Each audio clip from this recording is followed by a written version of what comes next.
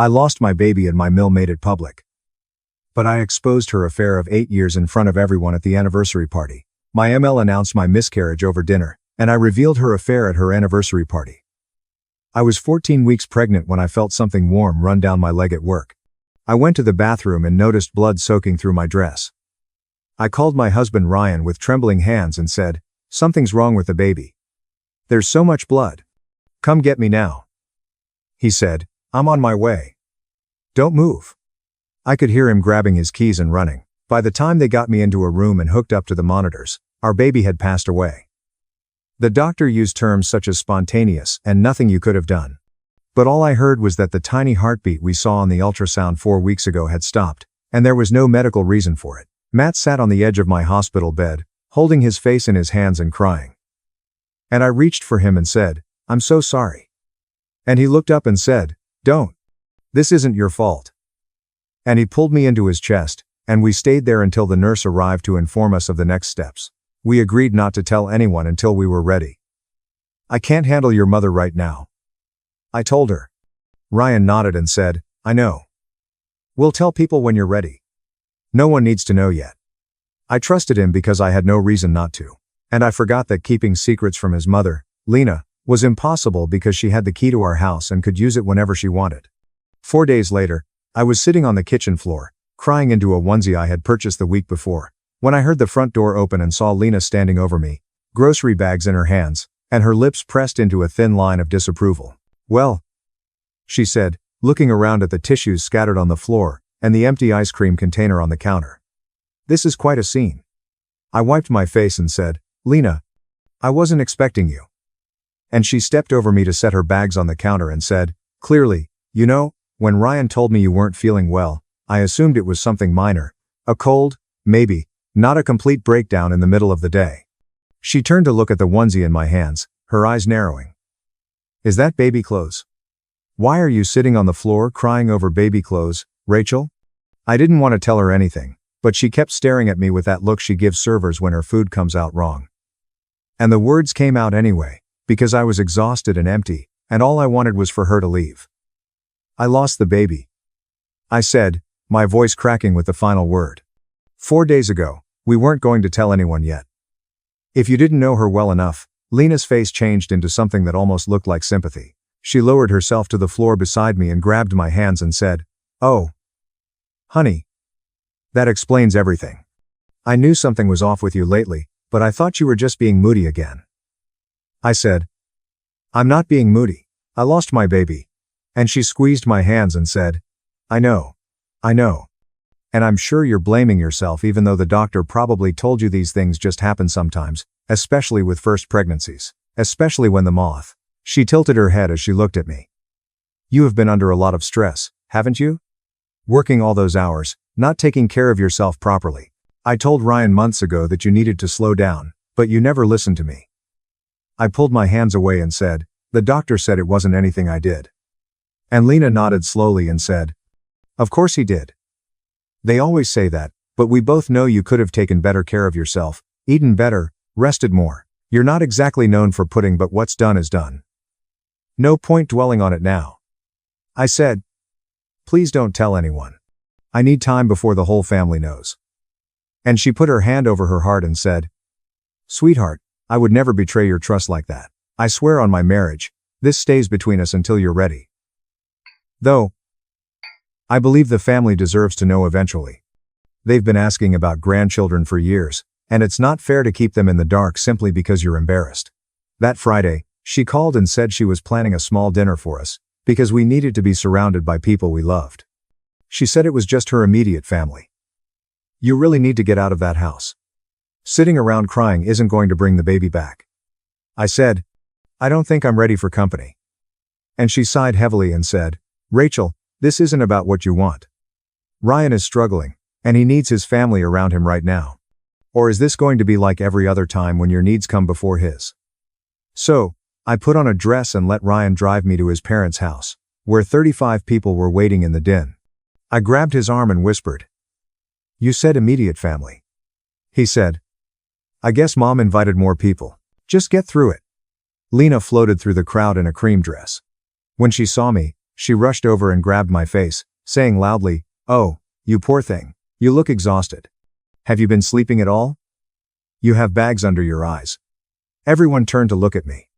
Halfway through dinner, Lena stood up and tapped her wine glass, and the room fell silent. "I need your prayers," she said, tears streaming down her cheeks. "My son just lost his first baby, and I'm trying to be strong for him, but my heart is absolutely shattered." 35 people were staring at me.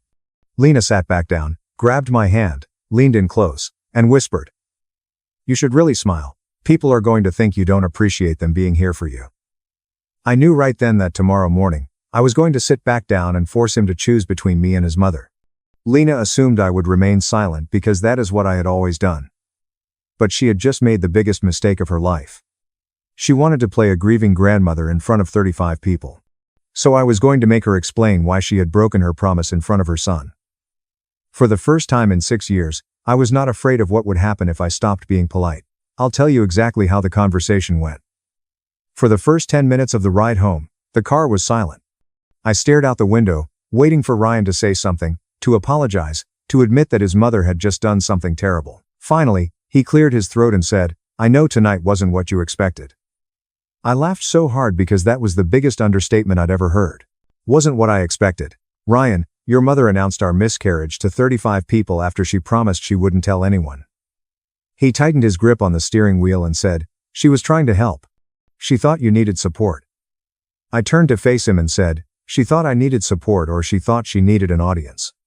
He didn't respond. We pulled into our driveway, and he turned off the car and sat there, staring at the garage door. "I need you to apologize to her," he explained quietly. I was sure I'd misheard him. "Excuse me?" He turned to face me, wearing that soft expression he used when he wanted me to do something I didn't want to do. "You barely spoke to anyone all night. You didn't thank her for the dinner. You just sat there looking miserable, and now she's upset because she thinks you're mad at her." I opened and closed my mouth because I couldn't find words for what I was hearing. "I am mad at her," I finally said. "She told everyone about the baby after she promised she wouldn't. I have a right to be mad, Ryan." He sighed and rubbed his eyes. "She made a mistake. She got emotional, but giving her the silent treatment all night was cruel, and you need to apologize by tomorrow morning." I got out of the car and walked inside without saying anything. He followed me into the bedroom, saying, "Rachel, I'm serious. She called me crying on the way home. She thinks you hate her." I put on my pajamas and said, "Good. Maybe she should think about why." He looked at me as if I was speaking a foreign language. "You're being unreasonable. All she did was ask for prayers. That's what family does." I climbed into bed, turned off my lamp, and said, "If you can't see what she did wrong, then I don't know how to explain it to you." He stood there in the dark for a long moment before walking out, and I heard the guest room door close behind him. The next morning, I awoke to 20 text messages. Ryan's aunt called to see if I was all right after Lena expressed concern about my mental health. His cousin asked if I needed anything because she heard I wasn't dealing with the loss well. His other cousin said, Lena mentioned I'd been acting erratic and asked if I wanted to talk to someone professionally. I pulled away from him. "You want me to see a therapist your mother recommended so she can control that narrative as well?" He threw his hands up. "Mom knows a really good one from church, and honestly, I'm starting to agree with her. You're acting like everyone is out to get you. That's not normal, Rachel. That's not healthy."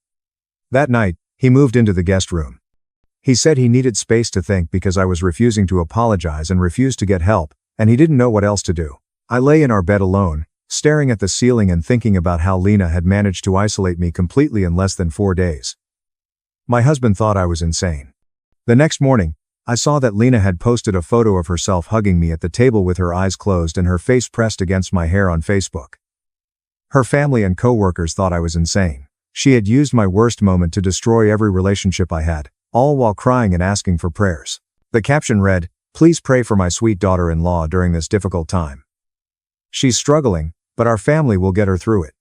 250 likes, 50 comments about what an amazing mother-in-law she was, and a dozen people tagging mental health resources for me to read. I screenshotted everything and sent it to my best friend Danielle with the message, "Am I crazy, or is this insane?" She immediately called me.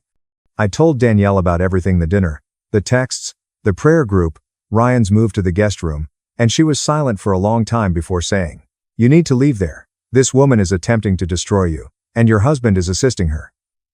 I said, I can't just leave. Where might I go? She said, you can stay with me, but Rachel, I am serious. What she is doing is not normal. This was calculated. She's preparing you for something, and you must figure out what it is before she finishes building her case. I thanked her, hung up, and sat in my kitchen, wondering how my life had fallen apart so completely in 4 days. I'd lost my baby, my husband, and my reputation, and Lena was out there collecting sympathy and prayers while I sat alone in a house that no longer felt like mine. I agreed to help set up Lena's anniversary party, but I wasn't going to fold napkins. She thought sending me into her house alone was safe because she'd already convinced everyone I was the crazy one, but women like Lena always have secrets. And I was going to search every room until I found something that proved who she really was. When she handed me those keys, she had no idea what she was giving me. 4 days after the dinner, Lena called and said she needed help setting up for her 30th anniversary party. Kenneth is out of town until Thursday, and I can't possibly do everything myself, she said in that sweet voice that made me want to throw my phone across the room. Will you come and help? It would mean so much to me. I said yes because Ryan was standing right there, and I knew that refusing would give her more ammunition. She'd tell everyone I was too unstable to help with a simple party, adding it to her list of evidence that something was wrong with me. So, Saturday morning, I drove to her house and spent 4 hours carrying boxes and ironing tablecloths while she supervised from the couch and pointed out everything I was doing wrong. The napkins need to be folded into swans, not rectangles, she said without looking up from her phone. And those centerpieces need to be on the west side of the room. The light is better there for photos. I nodded, adjusted, rearranged, and fantasized about walking out the door and never returning. Around noon, she sent me upstairs to get some extra chairs from her bedroom closet. They're in the back, she called after me. Behind the boxes. Make sure you don't mess up anything while you're looking. I climbed the stairs and went into the master bedroom, opening the closet door. It was massive, a walk-in the size of my living room, with shelves, drawers, and racks of clothes organized by color. I pushed past the dresses and moved some boxes, and the chairs were folded up against the back wall. As I was pulling them out, I knocked over a shoebox on the top shelf, and it fell open, spilling receipts everywhere. I knelt down to gather them, and that's when I realized what they were for. Jewelry. Expensive jewelry. A diamond bracelet from 3 years ago, pearl earrings from last Christmas, and a necklace that cost more than the car.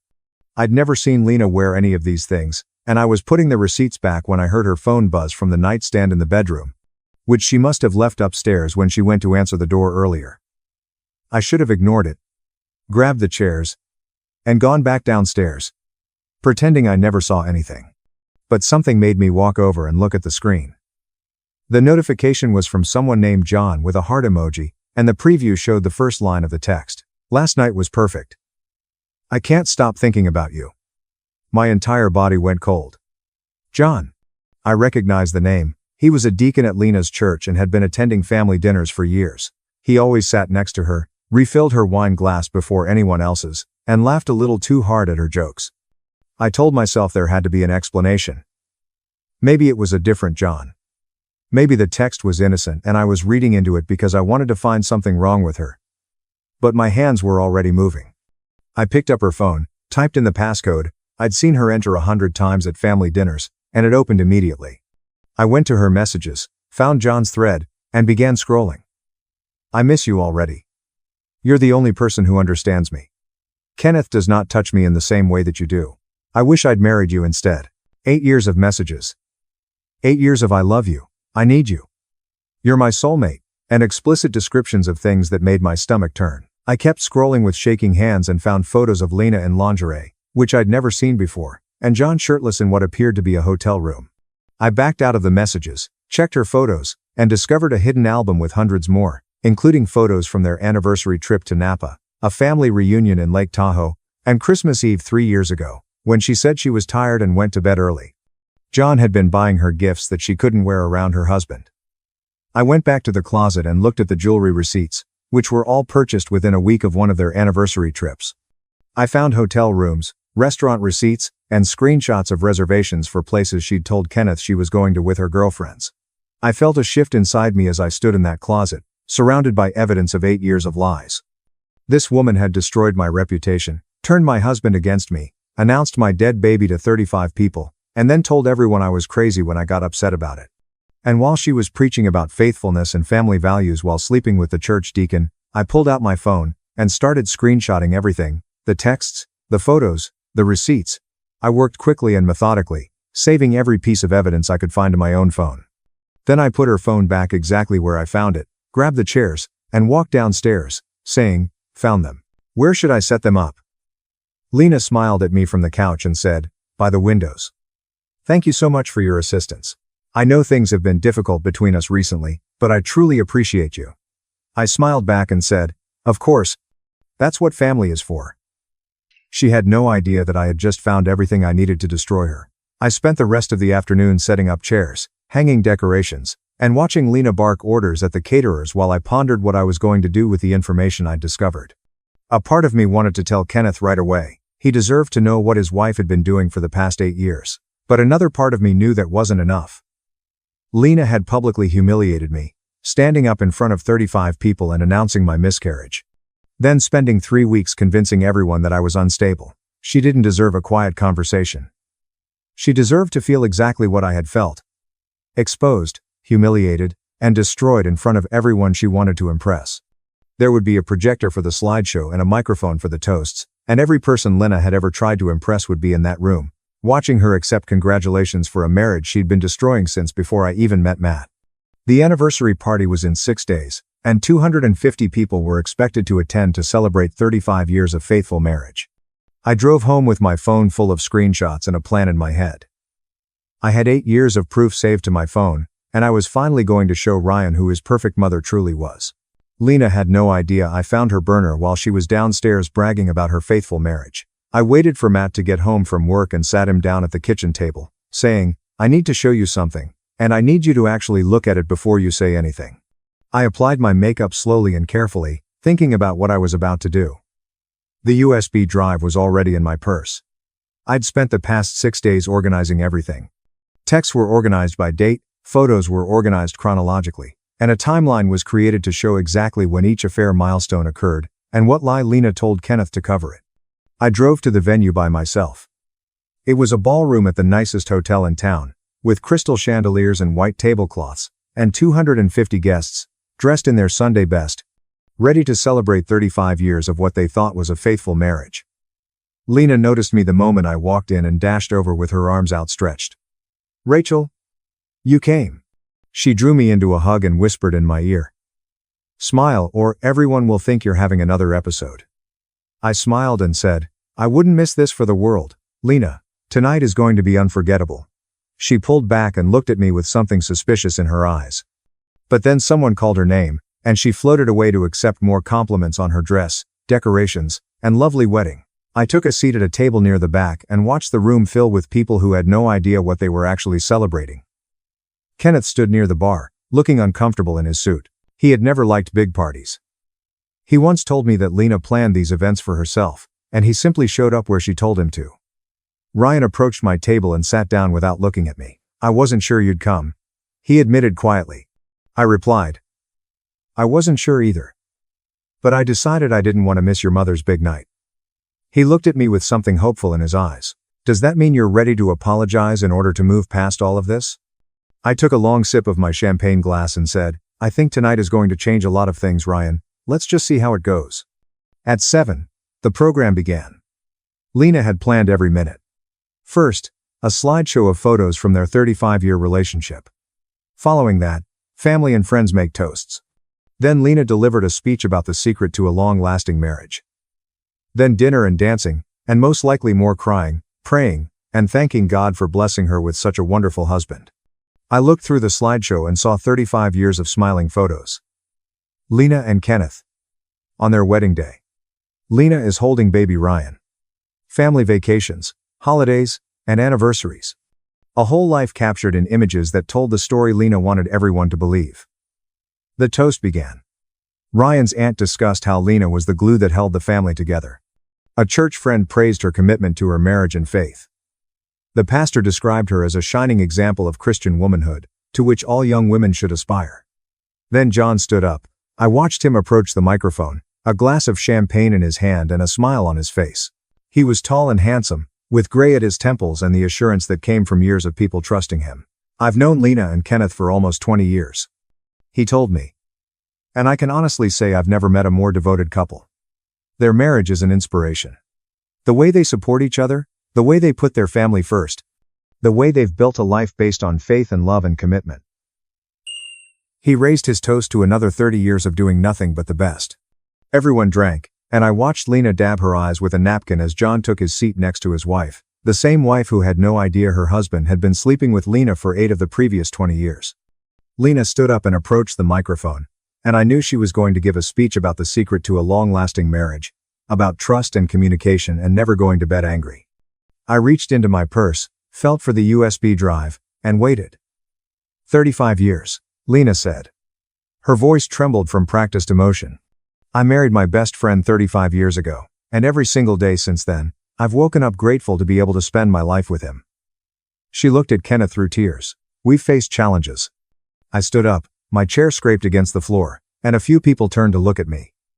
Every marriage does, but we've never stopped choosing each other, we've never stopped putting our family first, and we've never broken our vows to God and our families. Lena paused in mid-sentence, and her smile flickered as she noticed me walking toward the stage. Rachel, she called into the microphone. What are you doing? I climbed the 3 steps to the platform and approached her, saying, I wanted to add something to your speech, if that's okay. Lena's face changed several times in quick succession. Confusion, suspicion, followed by a smile that did not reach her eyes. Of course, sweetheart, what did you want to say? She stepped away from the microphone, and I took a step forward, looking out at 250 faces staring at me. Kenneth was seated at the head table. Ryan was frozen in his seat. John had already begun to stand, as if he knew something was wrong. I took the USB drive out of my purse and held it up for everyone to see. The slideshow was loaded, and all I needed was the right moment to end Lena's entire life. She had no idea the USB was already queued up behind her anniversary photos. With one signal to the tech booth, every text and photo would appear on the screen for 250 witnesses. I had complete control for the first time in our marriage. The moment has finally arrived.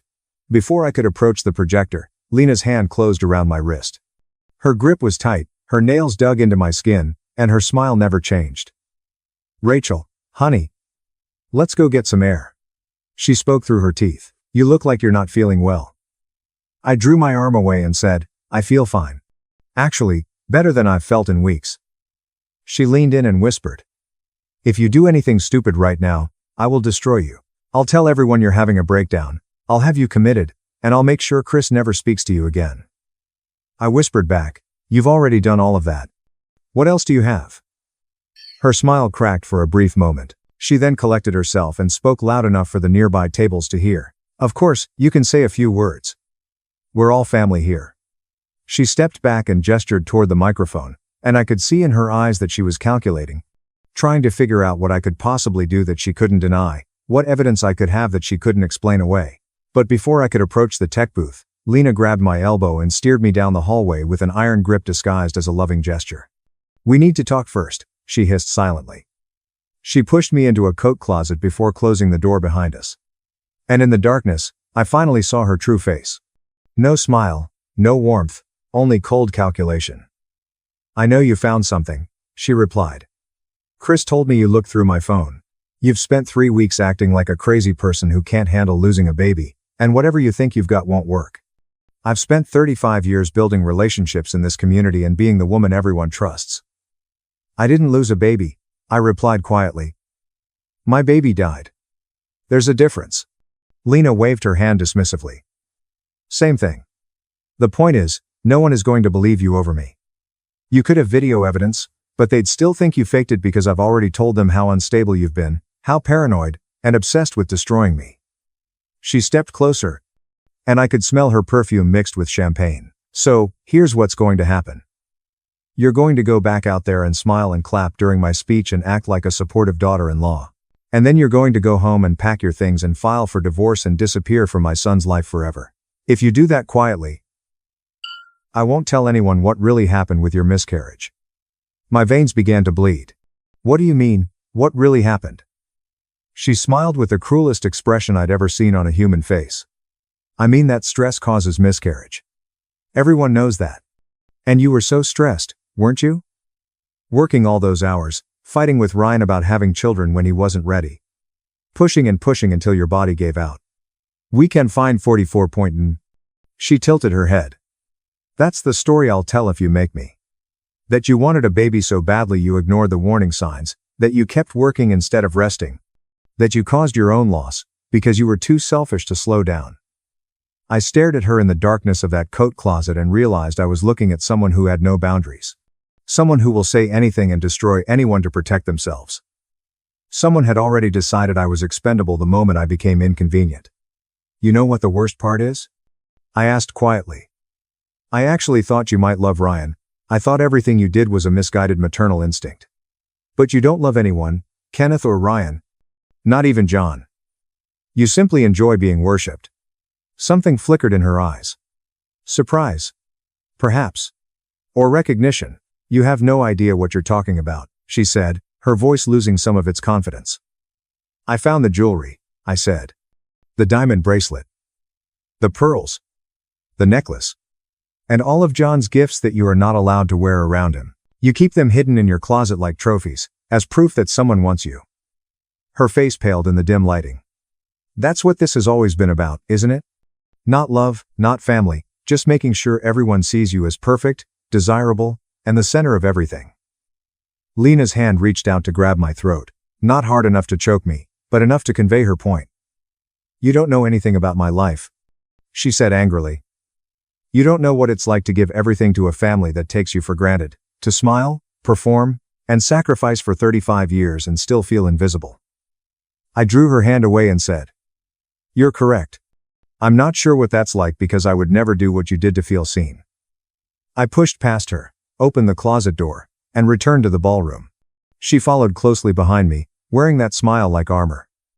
Rachel, wait, she said sweetly. You forgot your purse. I ignored her and proceeded directly to the tech booth. I handed the USB to the projector operator. Add this to the slideshow, I said. Play it when I give you the signal. He looked puzzled, but plugged it in, and I returned to the microphone. Lena was standing near the stage, staring at me with narrowed eyes. She still had no idea what I had. She was still confident she could spin whatever came next. She had no idea that everything she had created was about to crumble. I want to thank everyone for being here tonight, I told them. Despite my pounding heart, my voice remained steady. Lena has been talking about this party for months. 35 years of marriage, 35 years of faithfulness, 35 years of putting her family first. I paused to look at Lena. She was looking at me with that frozen smile on her face. But before we continue celebrating, I think everyone deserves to know the truth about what those 35 years really looked like. I gave a wink at the tech table. The screen behind me flickered. Switching from the wedding photo slideshow to something else entirely, the first image represented a text message. Last night was perfect. I can't stop thinking about you. The second was a photo of Lena and John in a hotel room with a 5-year-old timestamp. The third text read, I wish I'd married you instead of Kenneth. The room fell silent. I observed 250 faces processing what they were seeing. I saw John's wife stand up, hand over her mouth. I watched Kenneth's face lose all color, as he read the messages scrolling across the screen. I watched Lena's smile fade completely. These messages span 8 years. I said into the microphone. 8 years of lying, 8 years of cheating, and 8 years of Lena preaching about faithful marriage while sleeping with a church deacon. This is all a lie. She made it up. She's been trying to destroy me since the day she met my son. Ask Chris. Ask him what she's really like. She pointed at Chris, who remained frozen at his table. Tell them. Tell them she's crazy. Tell them she's been having a breakdown. Chris stood up slowly, and every eye in the room turned to him. He looked at his mother. He looked at the screen, which showed a photo of her and John in bed together. He looked at me as I stood at the microphone, holding the USB drive in my hand. Is it true? He questioned his mother.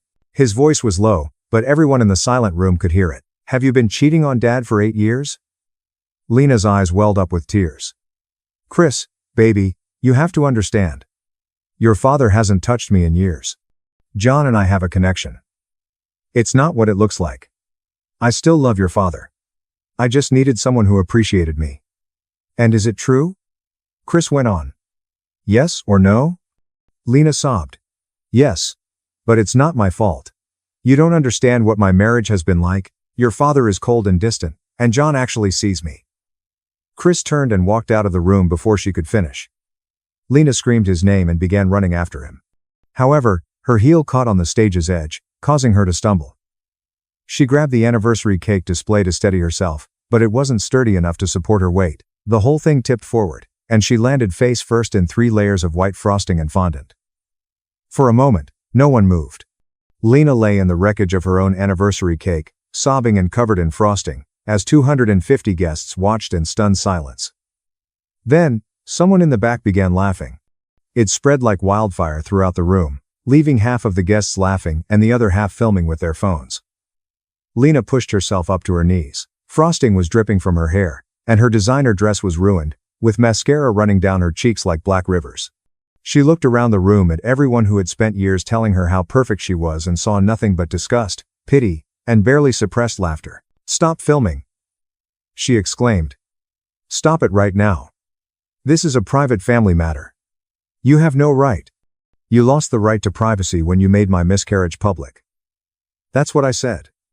Now everyone can see who you truly are. I stepped down from the stage and headed for the exit. John's wife grabbed my arm as I passed, saying, Thank you. I've suspected for years, but I've never seen proof.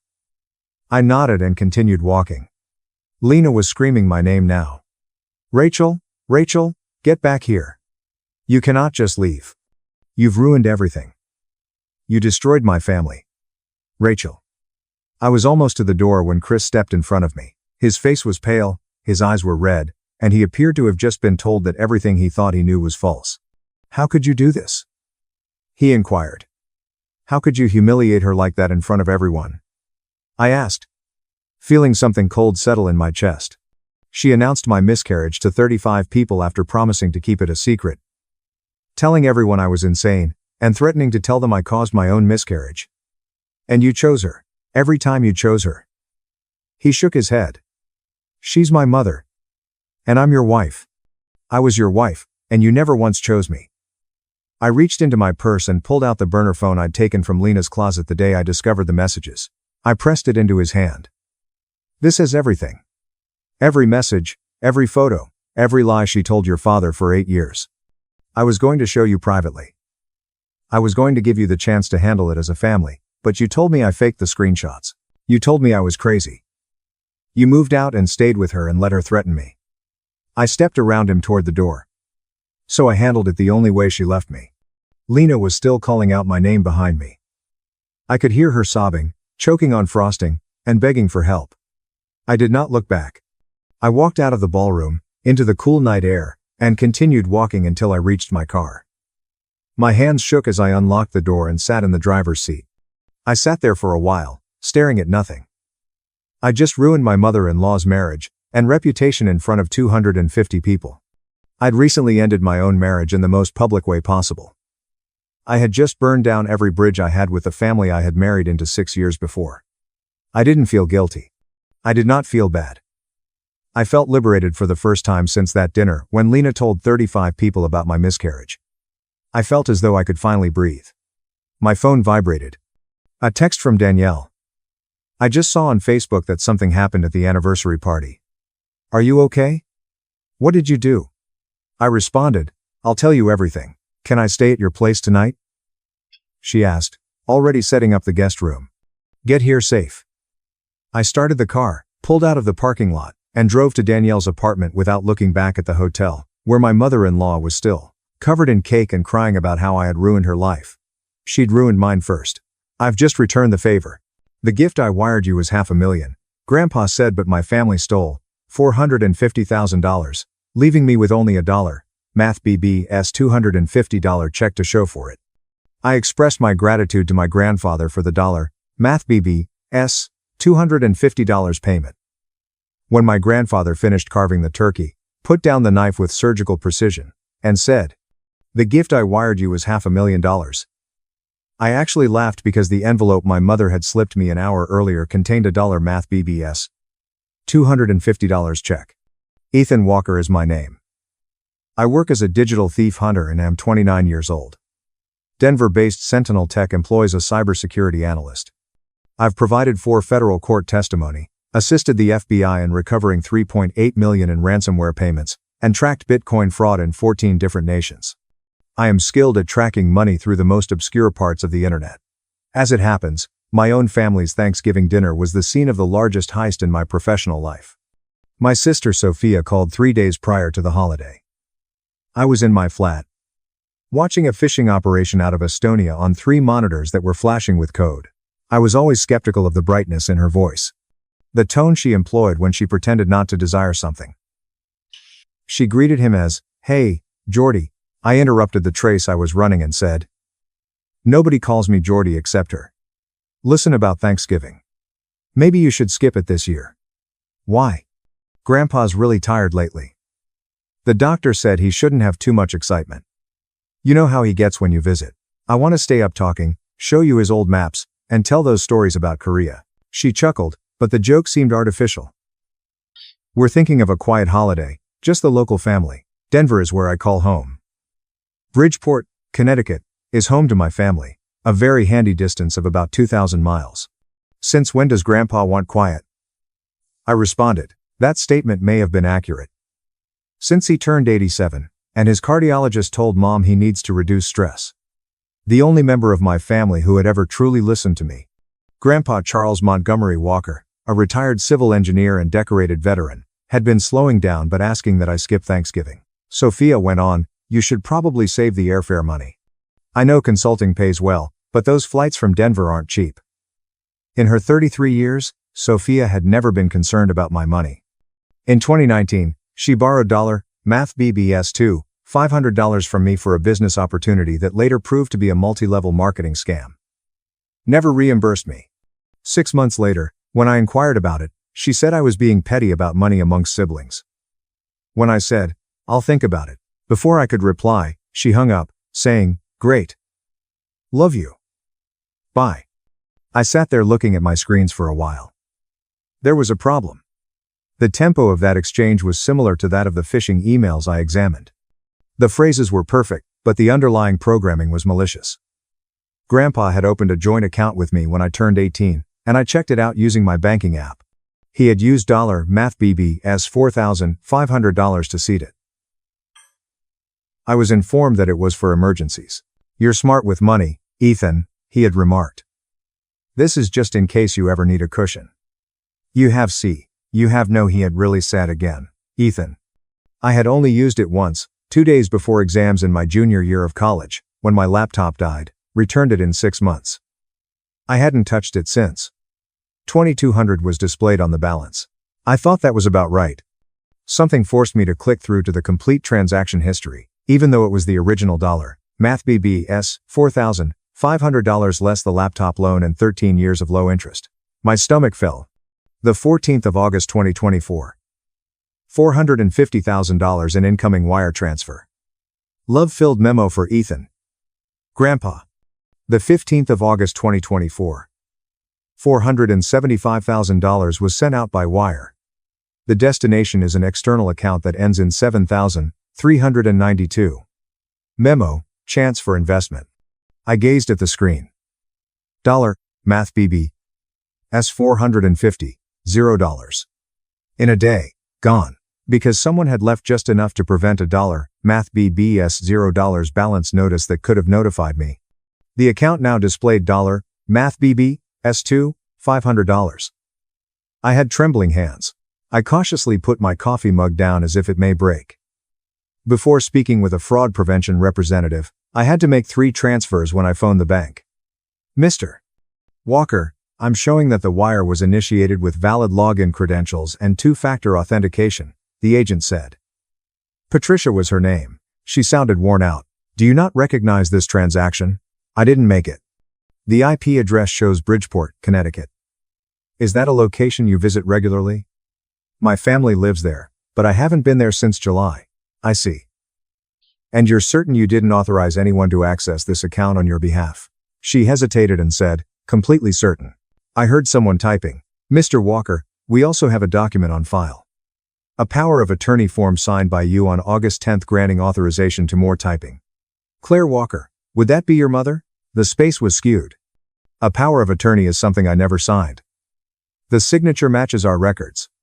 More typing. Then the signature is forged. This time it's longer. I'm flagging this account for investigation. You'll need to file a formal fraud report. I'm sending you a link now. I'm also going to need you to verify your identity with several security questions. 20 minutes were needed for the verification. My coffee had gone cold by the time I hung up, and the Estonian phishing operation I had been following had ceased operations, most likely moving to another server farm. I opened the power of attorney file that I had received via email from the bank. It was a PDF with appropriate legal language and good quality. The bottom signature appeared to be mine. I knew I hadn't signed it, but the looping G and the sharp vertical stroke on the J were the same. When I sign legal documents, I have a very particular tendency. In the upper right corner of the signature block, I always add a small diagonal mark, invisible, until you're trying to find it. After witnessing too many contract fights in the computer industry, I developed a paranoid tendency. There was no mark on this signature. I enlarged the image. The ink pressure was too consistent and incorrect. This was a digital composite that was most likely made by sewing together several signatures that were scanned. Professional job, but not enough professional. I created a folder, took screenshots of everything, and began mapping the money route with the same meticulous attention to detail I applied to corporate investigations. Grandpa deposited Math BBS, $450 into the joint account on August 14. Money was deposited into Ryan Carter's account on August 15. Sophia blogs from the Maldives on August 16. Flight logs. Because of my job, I have access to several databases, but only for valid security reasons. Shown 2 first-class tickets to Malay Maldives from JFK. Bought on August 14. Ryan Carter and Sophia Walker are travelers. $16,500. August 20. Announcement of engagement. Cartier Manhattan sold the ring. If you know where to go and have the proper credentials, finding credit card records is surprisingly simple. It may be argued that this was a legal gray area. I didn't give a damn. It was easy to see the trend. Somehow, Sophia had persuaded Grandpa to send me money by wire transfer. Knowing he would never say no, she most likely told him I needed it for something before transferring the money right away into her fiancé's account and using it to buy an expensive trip and an engagement ring. However, I was troubled by the power of attorney signature. Sophia wasn't like that. She lacked the sophistication to falsify legal documents, but she was impetuous, careless with money. I opened the page once more and took a closer look at the signature. Although the digital composite was good, there was one more thing. Microscopic differences in ink density and minute irregularities in pen pressure indicated that this had been practiced.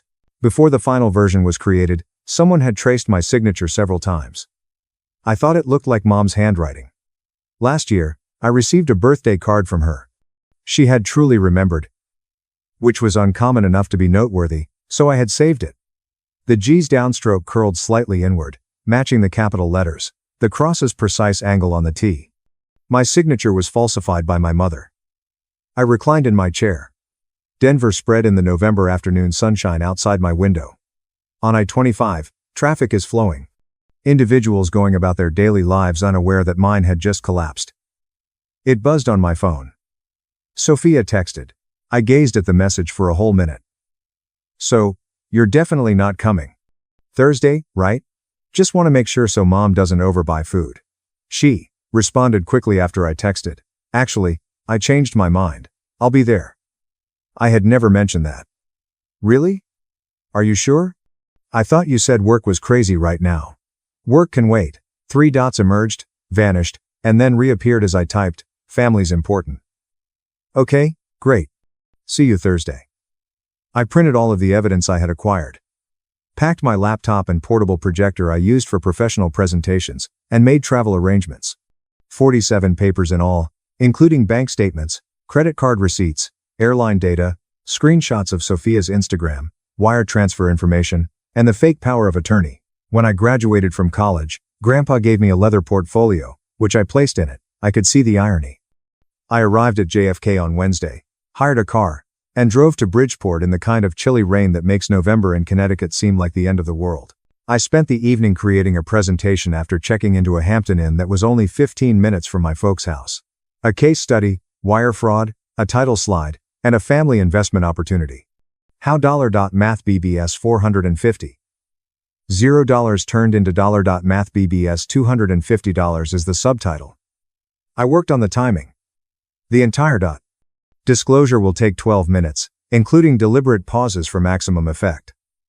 I've testified in court, presented to boardrooms, and instructed jurors on intricate cybercrimes. This ought to have been simpler. No. It wasn't.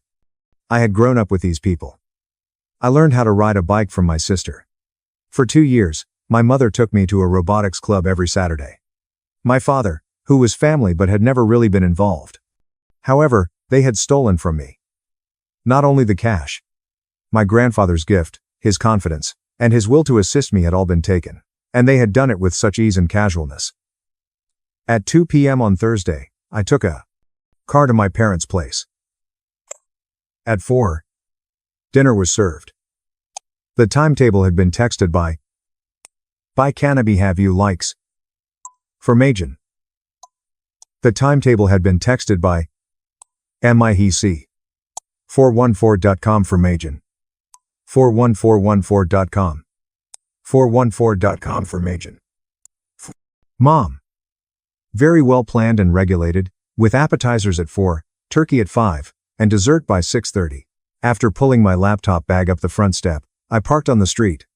With its cream-colored colonial, black shutters, and the maple tree in the front yard that I had climbed as a child, the house appeared much as it had always done. Innocent and typical. I knocked, but Mom opened the door first. She drew me into a rehearsed hug and said, "Ethan, you made it. I'm so glad you decided to come after all. Wouldn't miss it." She had on her lovely cashmere sweater with the pearl buttons. Her hair was styled by a professional. Her smile had a fragile quality to it. "Sophia's in the kitchen. Ryan is here, too. I know you haven't met him yet. He's wonderful. You'll love him." I accompanied her inside. The smell of pie, stuffing, and turkey filled the home. Grandpa had his reading spectacles on his nose and was reading the newspaper in his usual recliner by the fireplace. When I walked in, he looked up. "Ethan." A smile spread across his entire face. I walked across the room and gave him a cautious hug, saying, "There's my boy." He felt weaker than before. His grip was still firm, but the bones were more noticeable beneath his cardigan. He inquired, "How's Denver treating you?" "Good. Really good. Working on some interesting cases. Still catching the bad guys. Always," he said with a smile. The words struck more forcefully than they ought to have. "That's my grandson. Justice before everything. If you may be for more Gevelos. If you may be for more Sal. The silence of with revided here. And their silence of with revided. When there with be give from with revided. When their silence of with revided here. When there with revided. When the store to do for more silence." Sophia emerged from the kitchen, Ryan following like a pricey accoutrement. Since I last saw her, she had lost weight. The type of weight reduction brought on by stress, eating nothing, and drinking green juices. Tiny rainbows were thrown over the wall by the engagement ring when it caught the light. "Geordie." She also gave me a hug. And when I didn't quickly pull away, I could feel her stiffness. "This is Ryan. Ryan, my little brother Ethan." Ryan held out his hand. He gave a solid, well-practiced handshake, saying, "Great to finally meet you. Sophia talks about you all the time." Every aspect of him was dumb, rehearsed. The way he stood with his shoulders back and chest open, the smile, the eye contact. Alpha stance, the assurance that resulted from never having to say no. "Congratulations on the engagement," I replied. "Thanks, man. She's one in a million." He kissed the top of Sophia's head and drew her close. She was radiant. Genuinely shone. Genuinely. Either she compartmentalized the theft so thoroughly that she had persuaded herself it hadn't occurred, or she was a greater actress than I'd given her credit for. Dad was watching football on mute in the den. When I stepped in, he looked up and nodded. "Ethan, good to see you." "You, too, Dad." There wasn't much more we could say to one another. We didn't. "Appetizers," Mom said. We assembled in the eating area. Everything was picture perfect, with the table set with fine china and lit candles. Mom and Dad sat on either side of Grandpa, while Sophia and Ryan sat across from me at the head of the table. It was an aggressively normal chat. Ryan discussed a recent vacation to Scotland for golf. Sophia talked about her new job at a marketing company. Mom talked about the current pick for her book club. Dad remained silent and drank wine more quickly than was sensible. I waited. Mom got up at last. I almost forgot. Ethan, Grandpa wanted me to give you something. She vanished into the kitchen and returned with a white, business-sized envelope bearing my name in her handwriting on the front. She whispered, "From Grandpa." And put it in my palm. "Don't mention the amount. He's a bit embarrassed that things are tight this year." I took out the envelope. There was a check inside. Pay as directed by Ethan Walker. Grandpa's shaky signature on $math BBS $250 written in my mother's hand. The space awaited my response. I turned to face Grandpa. His warm, proud expression, which I had known all my life, was observing me. Saying thank you, Mom's shoulders eased as she said, "This is really generous." Sophia sipped her wine. Ryan looked at his phone. For dinner, we went into the living room. A platter of turkey. Serving plates and sides. Everything was planned out like a painting by Norman Rockwell. While Mom managed traffic and ensured that everyone received the appropriate portions, Grandpa carved. Sophia started telling a tale about her wellness getaway in Fiji last month. The meditation sessions at sunrise were truly life-changing. I feel as though I'm at last learning how to truly appreciate the present and be present. Ryan gave a nod in agreement. She returned a very different person, more self-assured and self-assured. I questioned whether he was aware that I had spent $math BBS $1,500 on the retreat. Most likely. He appeared to be the type of person who looked over receipts. I looked at Mom. "Ethan, you should try something like that. All that computer work. You need to learn to enjoy life. Disconnect sometimes," I remarked. "I enjoy life just fine." The irony was astounding. "Do you? You're always working. Always so serious. Life isn't just about chasing criminals in cyberspace." Dad poured more wine for himself. The fourth glass. Grandpa got up and used a fork to tap his water glass. The table fell silent as he spoke. "I'd like to make a toast. I'm an old man," he said. "I've lived 87 years, fought in a war, built bridges that are still standing, raised a family. But one of my greatest joys has been watching my grandchildren grow into the people they're meant to be."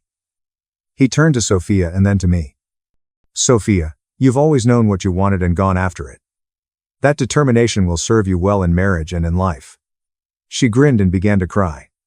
"And Ethan?" he asked, his voice becoming more passionate. "You've always been my quiet one, thoughtful, principled. You don't take shortcuts. You do things right, even when it's hard. That's rare these days." He went on to say, "I wanted to help you take the next step. Buy a house, start your own firm if that's what you want. You've earned it, and I hope the gift I gave you will make that dream a little easier to reach."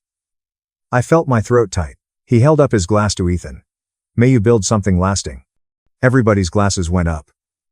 I lifted mine. "My words? Thank you, Grandpa. We're clear." His smile wavered as he said, "Thank you so much for the $math BBS $250. The table became still. "What $math BBS $250? He questioned. After taking it out of my pocket, I held up the check. Grandpa's expression shifted as he said, "This check? The one Mom gave me before dinner from you.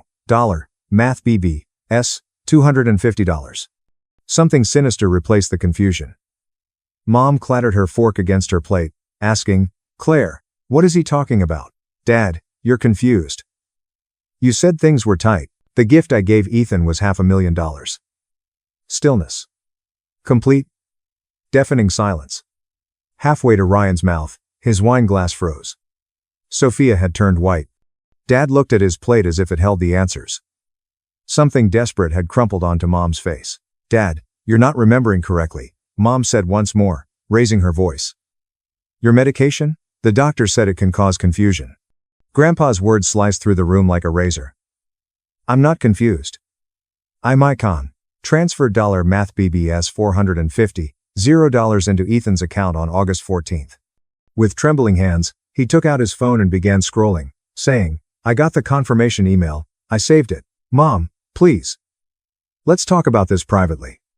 You're getting upset, she replied. Grandpa responded, show me the account, Ethan, disregarding her. Pull it up right now. ATS. My laptop was already out of my backpack. I opened it. The area was lit by candles, and the screen shone blue. I turned the laptop around so Grandpa could view the bank statement. Incoming wire. $, Math BBS 450, $0, August 14. August 15th, $, Math BBS 475, $0 outgoing wire. Math BBS 2, $500 is the current balance. Grandpa gazed. He put his hand to his chest. I believed he was having a heart attack for a terrible moment. Then he murmured, where did it go? I turned to face Sophia. Now she was crying, mascara beginning to smudge, silent tears streaming down her cheeks. Though he appeared ready to run, Ryan kept his hand on her shoulder. I answered in a low voice. That's what I'd like to know, too, Grandpa. With her hands clutched at her sides, Mom remained upright. This is a family matter. We can discuss it later privately. I opened the folder on my desktop and said, no. We're discussing it right now. I took out the portable projector, placed it on the table, moved the stuffing and mashed potatoes away to create space, and then connected it to my laptop. My first slide lit up the white wall behind Grandpa, an opportunity for family investment. A wire fraud case study. Dad lost his hand and dropped his wine glass. Like blood, red wine smeared across the white tablecloth. Individuals began to rise. Mom's sister Patricia, cousin Ava, and her husband, Uncle David, and Aunt Sarah, who had been quietly in the corner. Slowly, then more quickly, they retreated. We should go. Aunt Sarah whispered. This is between the immediate family. They simply walked away. 3 times the front door opened and closed. Automobile engines began to run. Only 6 of us were left when the chaos subsided. Sophia, Ryan, Mom, Dad, Grandpa, and myself. I moved on to the following slide. The bank transfer records expanded to a size that was readable from the other side of the room. Grandpa starts a $, Math BBS 450, $0 wire transfer as a present for me on August 14. On August 15th, $, Math BBS 475, $0 was transferred to Ryan Carter's external account by someone having access to the joint account. Ryan frozen. The following slide. Sophia timestamped and dated her Instagram posts. My sister posted from the Maldives on August 16. I bought 2 first-class tickets from JFK to Malay. August 14th. $, Math BBS 16, $500. Sophia sounded like an injured animal. The following slide. The ring of engagement. Zoomed in. August 20. Announcement of engagement. Cartier Manhattan sold the ring. August 19. $30,000. Ryan got to his feet. I don't have to sit here and listen to this. Sit down, urged Grandpa. Despite being quiet, his voice was powerful. Ryan took a seat. I moved on to the following slide. The signature on the fake power of attorney is highlighted. Claire Walker was given power of attorney over the joint account via this paper, which was submitted to the bank on August 10. It's a fake signature. Here, and here. Take note of the variations in pen pressure. I made use of a laser pointer. My mother's handwriting, not mine, is reflected in the letter forms. Now Mom was crying too, but her tears were filled with rage. You don't understand what we've been through. The medical bills from your father's surgery. Dad's surgery was covered by insurance, I said. I checked the mortgage. It's current. I took out the documents. You had no right. I had every right. You stole from me. The following slide. Audio recording. This is a voicemail left by Claire Walker on August 28 to Arthur Harris, attorney at law. I filed a fraud report and was able to obtain it through legal discovery. I hit the play button. The room echoed with Mom's voice. Arthur, we already spent the first installment. If Ethan finds out, he'll go crazy. We need to paper this over. Can you help us create some kind of, I don't know, legitimate explanation? Maybe a loan agreement or something. The reply from Arthur Harris. Claire, this is fraud. I won't be a party to it. You need to tell Ethan the truth before this gets worse. Mom's voice once more. You don't understand. Sophia needed the file ended. Mom looked completely devastated. The words came out more forcefully than I had intended. I was trying to help your sister with my money. You have a good job. You don't need. That's not the point. The point is that Grandpa gave me a gift, a life-changing gift. And before I realized it existed, you took it. You falsified court documents. You told him a lie. You misled me. And after taking everything, you gave me $1 math BB2S, $250 check as if it were a good gesture. Sophia was now crying uncontrollably. I just needed the wedding in 6 months, so I'm really sorry. I freaked out when Ryan said we had to make a good impression. So, you stole from me? It wasn't like that. What was it like then, Sophia? Explain it to me. She was unable to. Ryan stood up once more, determined this time. Lose my number, he said to Sophia. All of it. This family, this drama, whatever this is, I don't do this, he said as he left. The front door banged shut. After him, Sophia yelled. I actually let out a yell. She then betrayed me. Face blotchy, mascara smeared. You just destroyed my entire life. You destroyed it yourself when you chose to steal. She reached for her coat and purse and said, I hate you. She also departed, saying, I hate you so much. As she pulled away, her automobile squealed its tires and roared to life in the driveway. During it all, Dad sat still and gazed at the wine stain that was growing across the tablecloth. He stood up at last. He said, I'm going to bed, but no one heard him specifically. He made his way upstairs. We heard the door to his bedroom shut. There are now 3 of us remaining. Grandpa, Mom, and me. Mom was trembling.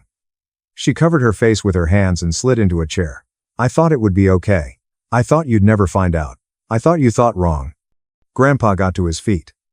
His face was fixed in a way I had never seen him do before, and his hands were steady now. Anger, sorrow, and betrayal. He took his phone out. Mom grabbed his arm. Dad, please, please don't do this. Think about the family. Think about Sophia's future. Think about. .com. Silently. I am thinking about it, he said. I'm thinking about how I trusted you. How I called you before I made the transfer. Told you I wanted to help Ethan. Asked you to make sure he knew it was from me, that it came with love, and you took that trust and turned it into theft. Dad, he said as he withdrew from her and called 911. With her hands joined in prayer, Mom literally fell to her knees. Please, please don't do this. I'm your daughter. I made a mistake. Please. Grandpa said, this is Charles Walker at 847 Maple Drive in Bridgeport. Into the telephone. I need to report a theft. Mom broke down in tears. The kind of sobbing that sounds like it's shattering. After 18 minutes, the police showed up. One cop was younger than the other. Officer Lee Sun-wen has 5 years of experience, while Officer Martin Chen has 23. I had a folder ready for them already. Every piece of evidence is arranged, chronologically. They looked over everything systematically while sitting at the dining table with the turkey cold and the candles burned to stubs. Officer Chen addressed Grandpa as Mr. Walker. Do you want to press charges? Yes. You've. Are you certain this is your daughter? I'm certain. He gave me a look. And you, Mr. Walker? Ethan, do you want to pursue this? I recalled Sophia's yelling, Mom's tears, and Dad's abrupt departure. I remembered the years of Thanksgiving dinners that would never take place again. Destroyed holidays and broken families. And Ryan's contemptuous departure. Then I remembered the look on Grandpa's face when he had prepared that toast. He was proud, loved, and had saved for years to be able to provide his grandchildren with something special. Yes, I said. I want to pursue this. Guan, the officer, made notes. We'll need you both to come to the station tomorrow to file formal reports. We'll also need to coordinate with the bank and possibly the FBI since this involved wire fraud across state lines. Mom looked up, face blotchy and swollen. FBI. Wire fraud is a federal crime, ma'am. It was as if she folded in on herself. Around $11. Mathram PM $. The cops departed. Mom was curled up like a kid on the couch. My laptop, projector, and evidence folders were all packed. I was led to the door by Grandpa. I said to him, you okay? Sadly, he grinned. Last night before you arrived, your mother told me she'd given you my check. She said you'd thanked her. Said you were grateful things weren't as tight as you'd feared. Said the $, math BB, $250, would really help with your rent. The manipulation was amazing. And I believed her, he added. Because why wouldn't I? She's my daughter. I raised her. I thought I knew her. I'm sorry, Grandpa. Don't be. You did the right thing. It's her choice to live with. His hand touched my shoulder. It was the same hand that taught me how to tie my shoes, cast a fishing line, give solid handshakes, and meet people's eyes. When you called and thanked me for the math BBS $250 at dinner, he muttered. I almost let it go, almost convinced myself I was confused. My memory was faulty. Maybe I hadn't actually sent the full amount because it was easier than believing my own daughter would do this. He hesitated. But then I looked at your face, and I knew you were giving me the chance to see it, to really see what they'd done. You were protecting me from living the rest of my life as their fool. I had a stiff throat. Last night you thanked me for math BBS $250, stated the man.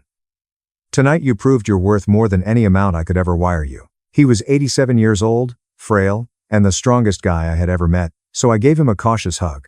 I love you, Grandpa. I love you, too, Ethan. Now go home. Get some sleep. In the November rain, I took a car back to my hotel. At a traffic light, I checked my phone. I didn't listen to 4 voicemails, 6 from Mom, and 17 missed calls from Sophia. I blocked their phone numbers. Grandpa and I went to the Bridgeport Police Department the following morning to sign statements and file official reports. James Stevens, an investigator with 11 years of experience in financial crimes, told us that although it would take months to develop, the case is strong. Power of attorney fraud, wire fraud, possibly conspiracy. The evidence you've compiled is better than most of what we see from professional investigators.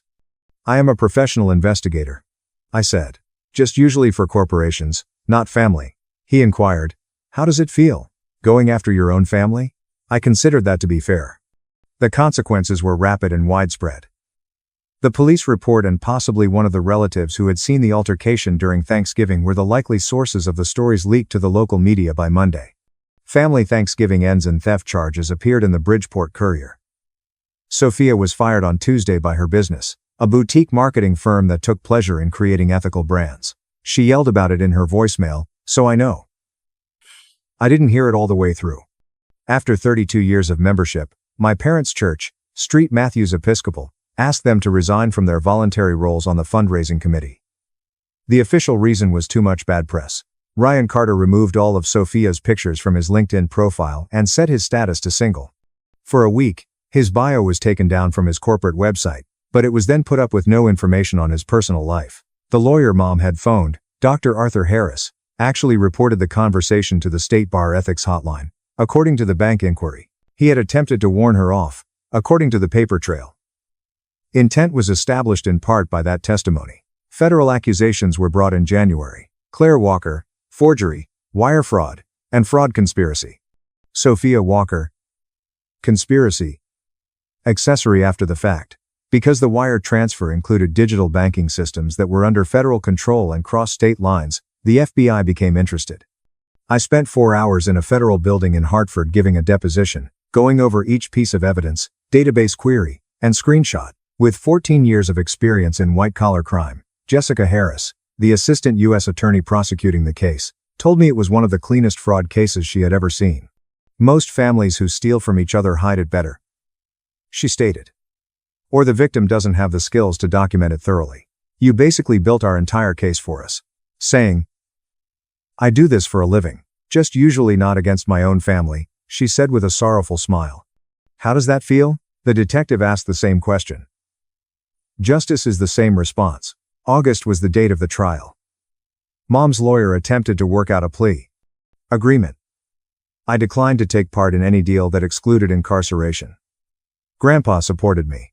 Mom ultimately entered a guilty plea to reduce charges, 1 count of forgery and 1 count of wire fraud. Punishment: 3 years of supervised release, 16 months in federal prison, and full restitution of math BBS $45,000 with interest and penalties.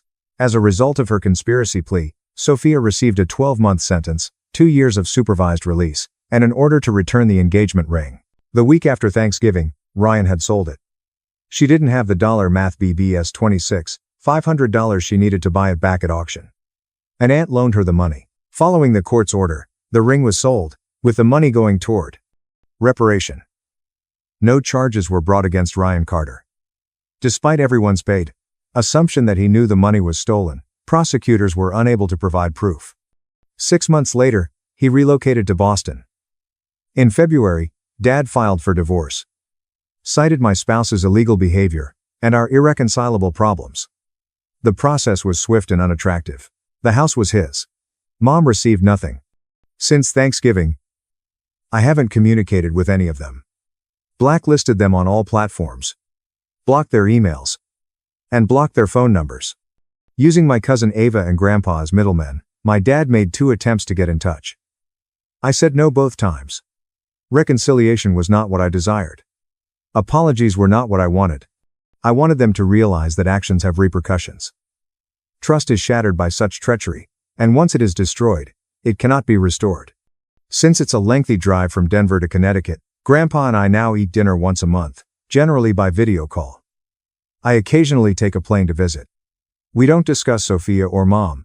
We discuss my work, my life, his career stories, and his maps. He opened a new account and transferred a further $450,000 in March. It arrived with a letter this time. This is the gift I always wanted to give you, Ethan. Use it to start a business, buy a house, or create something meaningful. I know you'll do it right. I was stupid enough to trust your mother when she asked me to do something wrong, but you showed me the truth even when it hurt. That's the mark of true integrity. Love, Grandpa. I purchased a home. Craftsman 3-bedroom home in a nice Denver neighborhood, next to a park. Now that I have a home office, I have a suitable place to conduct my research.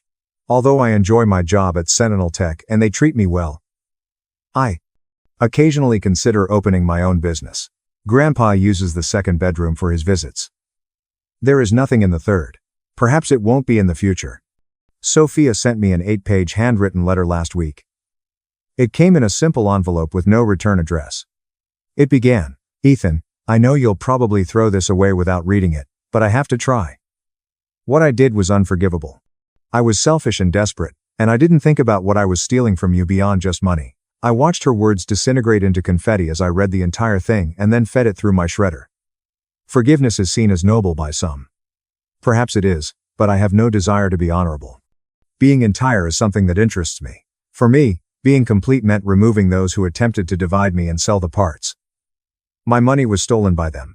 They attempted to pilfer Grandpa's present. They came so close, but I left them with something they would never be able to steal.